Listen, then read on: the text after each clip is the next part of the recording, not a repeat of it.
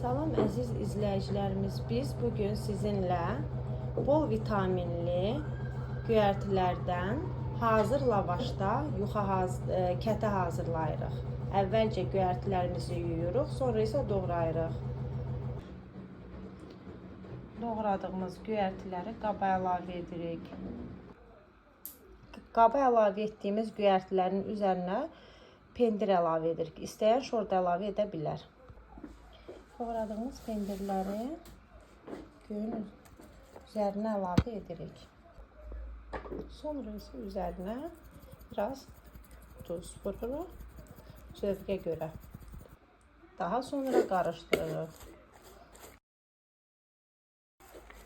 İstifadə etdiyimiz göyərtilər ıspanak, şüyüd, kişniş, nanə, yəni yaş nanədə, qurudulmamış nanə, soğan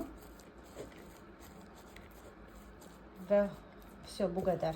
Amma istəyən dağ keşnişi də əlavə edə bilər. Mən hər zaman edirdim, amma bu dəfə əlavə etmədim. Ispanağı biz hər göydən bir dəstə atırıq. Məsələn, bir dəstə kişniş, 2 dəstə şüyüd, bir dəstə nanə. Nanəni tam bir dəstə atmırıq, yarısını. Ispanaq isə 4 dəstə ıspanaq əlavə edirik, bir dəstə də soğan. Sonra bunları yuyub, doğrayıb, üzərinə pendir əlavə edirik, zövqə görə duz.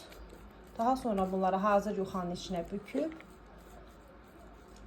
biz yuxanın içinə göyərtini qoyduqdan sonra nehrə yağı da qoyuruq. Daha sonra büküb, üzərini yumurta sarısı ilə yağlayıb, yəni yumurta sarısı vurub sobada bişiririk. İndi həmin bişirdiyimiz proseslərdə sizinlə bölüşəcəyik. İstifadə etdiyimiz bu ev yuxası açıb indi içini doldururuq. Qızardılmış, yəni üzəri qızardılmışı iç tərəfi edirik. Ağ tərəfini saxlayırıq ki, üzərinə yumurta vurub qızardacaq.